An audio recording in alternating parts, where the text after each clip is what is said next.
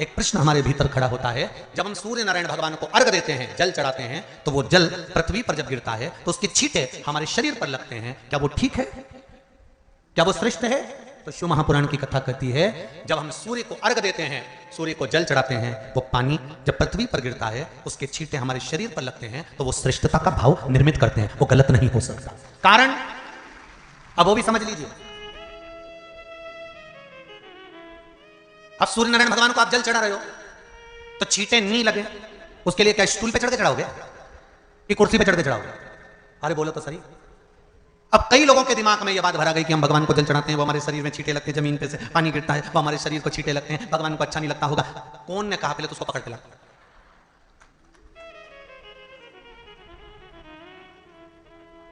क्योंकि मेरे राम जी महाराज, मेरे भगवान कृष्ण, बड़े बड़े संत, साधु, सन्यासी, तपस्वी, साधक, उपासक जितने भी हुए, जिन्होंने सूर्य की आराधना करी, इन्होंने टेबल पे चढ़कर या कुर्सी पे चढ़कर जल नहीं चढ़ाया। इन्होंने पृथ्वी पर खड़े होकर ही, क्योंकि पृथ्वी तत्व के देव हैं शिव। जब हम मृत्यु लोक पर खड़े होकर, पृथ्वी पर खड़े होकर भगवान शंकर का भाग पृथ्वी तत्व को धारण कर जल को हाथ में लेकर जब समर्पित करते हैं और जो जल नीचे गिरता है वो शरीर पर अगर लगता है तो हमको उसका आशीर्वाद ही प्राप्त होता है, दोष नहीं लगता। और लोगों ने इसको विपरीत कर दिया कि कौन ने विपरीत करा? कई लोगों ने इसको विपरीत कर दिया। कौन ने विपरीत करा? तो जो दूसरे धर्म के लोग होते हैं, जिनको हिंदू धर्म से नफरत होती है और जो हिंदू धर्म की पूजन, सेवा, अर्चना को समाप्त करना चाहते हैं, वो धीरे धीरे धीरे धीरे कहने लगे कि सूर्य को जल चढ़। श्री शिवानमस्तुभम हर हर महादेव भक्तों, तो यदि आप तांबे के लोटे से सूर्य भगवान को जल चढ़ाते हैं तो उससे कैंसर जैसा रोग भी ठीक हो जाता है। आओगे तो शरीर में लगेगा, शरीर में लगेगा तो दोष लगेगा। इसको कह कहकर घर घर में सूर्य को जल चढ़ाना लोगों ने बंद कर दिया कि आप जल चढ़ाएंगे तो दोष लगेगा, शरीर पे छींटा लगेगा, शरीर को ऐसा लगेगा। ये दोष नहीं है। कितनी सुंदर बात है महाराज। सूर्य नारायण भगवान को जब जल चढ़ाया जाता है, हाथ सिर से 8 इंच की दूरी पर होना चाहिए। जम के बोलिए, सिर से कितना ऊंचा होना चाहिए? 8 इंच ऊपर अपना हाथ होना चाहिए मस्तक से सूर्य को जल चढ़ाते समय।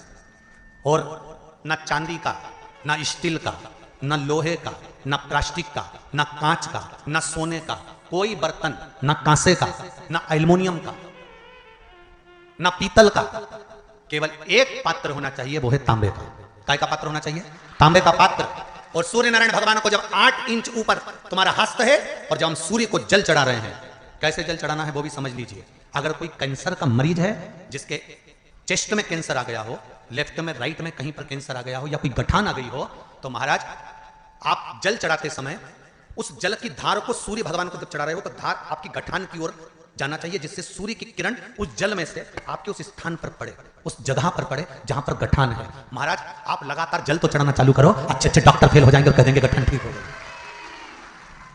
आपका लीवर और किडनी गड़बड़ कर रहा है, आप प्रतिदिन, आपका स्वास्थ्य गड़बड़ रहता है, आप प्रतिदिन ये ज्योतिष शास्त्र के अंतर्गत, रत्न शास्त्र के अंतर्गत, ये रत्न शास्त्र, ज्योतिष शास्त्र, रंग शास्त्र जो हमारे यहाँ है, रंगों के हिसाब से ये जितने रत्न होते हैं, माणिक हुआ, सोन, मोती हुआ, नीलम हुआ, मूंगा हुआ, पुखराज हुआ, ये क्यों कहते हैं ये पीला है, ये सफेद है, ये नीला है, ये लाल है, इसको शरीर में क्यों पहनाते हैं? उसका कारण होता है कि जब शरीर में पहनते हैं, सूर्य की किरण उसमें पड़ती है, हमारे शरीर पर वो कलर का इफेक्ट पड़ता है, उस कलर को शरीर पर लगता है, और शरीर पर लगता है तो हमारा शरीर धीरे धीरे, हमारी जो इंद्रियां हैं वो सही होने लगती है, काम सही होने लगता है। तो आप कहते हो ना साहब, मैं कौन सा नक पहनूं, मैं कौन सा मोती पहनूं, मैं कौन सा पुखराज पहनूं, मैं कौन सा नीलम पहनूं, वो ज्योतिष शास्त्र के अंतर्गत, रत्न शास्त्र के अंतर्गत जितने रत्न हम पहनते हैं, ये केवल उस किरण के लिए ही तो पहनते हैं कि जो सूर्य की किरण मिले, उस किरण का प्रभाव हमारे शरीर पर पड़े। तो इन सबसे अच्छा है कि सुबह शंकर भगवान का नाम लो, तांबा का लोटा में जल भरो, 8 इंच ऊपर सिर से हाथ होना चाहिए, और सूर्य नारायण भगवान का दर्शन साधारण नहीं, जो जल तुम चढ़ा रहे हो, वो जल की जो धार आ रही है उसमें सूर्य का दर्शन होना चाहिए, तो कैंसर की बीमारी कभी नहीं हो सकती।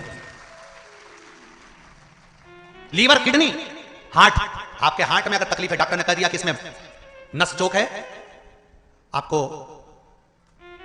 कहीं ना कहीं छल्ला डलेगा, आपको कह दिया इसमें कुछ ना कुछ प्रॉब्लम आ रही है, आप सूर्य को अर्घ देना चालू कर दो, सूर्य को जल चढ़ाना चालू कर दीजिए। आप सूर्य को जल चढ़ाओ, वो जल की जो तरंग आ रही है, वो जल जो निकल कर जा रहा है, उसकी जो किरण आपके हृदय पर, आपकी छाती पर पड़ रही है, नाड़ियों में पड़ रही है, नसों में पड़ रही है, उसका बल देखो तो सही। 1 महीना लगातार चढ़ाओ, तो 15 दिन 20 दिन कर तो देखो। क्यों राम जी महाराज जल चढ़ाते थे? क्यों भगवान कृष्ण जल चढ़ाते थे सूर्य को? क्यों दशरथ जी महाराज जल चढ़ाते थे? क्यों कश्यप ऋषि जल चढ़ाते थे सूर्य को? सारे 33 कोटि देवता, सारे ऋषिवर, साधु, संत, सन्यासी, तपस्वी, साधक, उपासक सब भगवान सूर्य को अर्घ दिया करते थे। क्यों देते थे? किस लिए?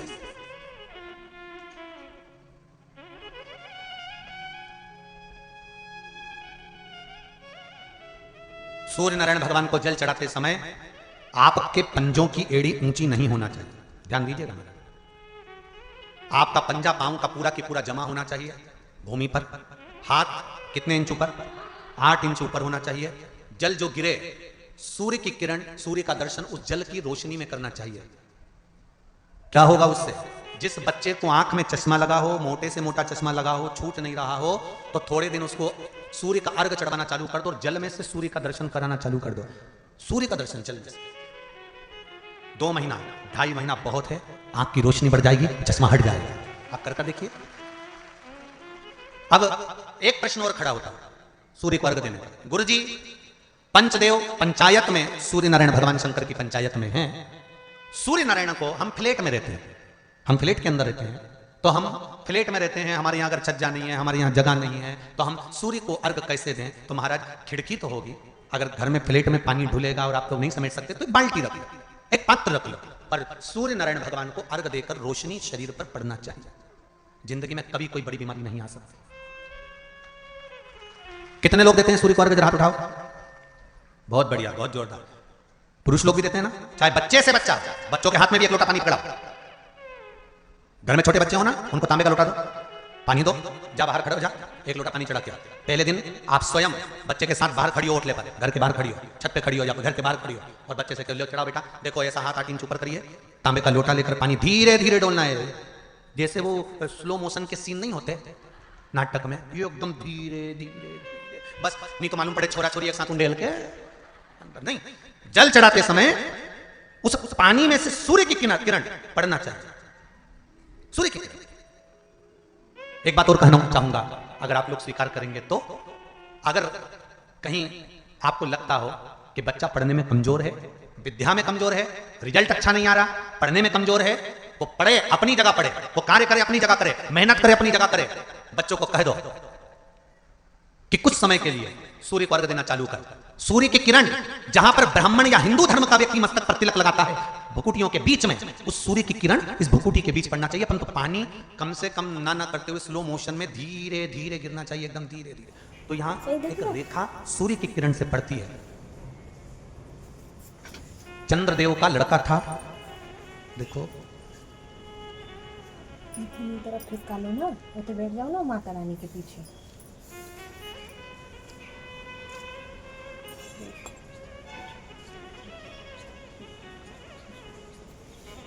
चंद्रदेव का लड़का था वर्चा। क्या नाम था? जम के बोलिए जरा। वर्चा। सुंदर प्रसंग है शिव पंचायत, शिव महापुराण का। हम तो देख रहे हैं।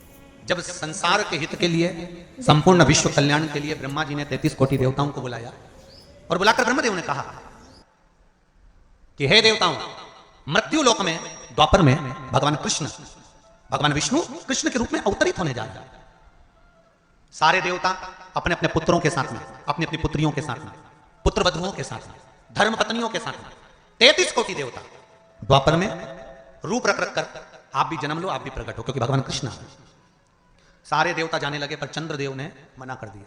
चंद्रदेव बोले कि मैं तो चले जाऊंगा, मना नहीं, अगर आप कहते हो तो मैं चले जाऊंगा, मैं जाकर रूप रख लूंगा और भगवान कृष्ण की सेवा में लग जाऊंगा, पर मेरा बेटा वर्चा,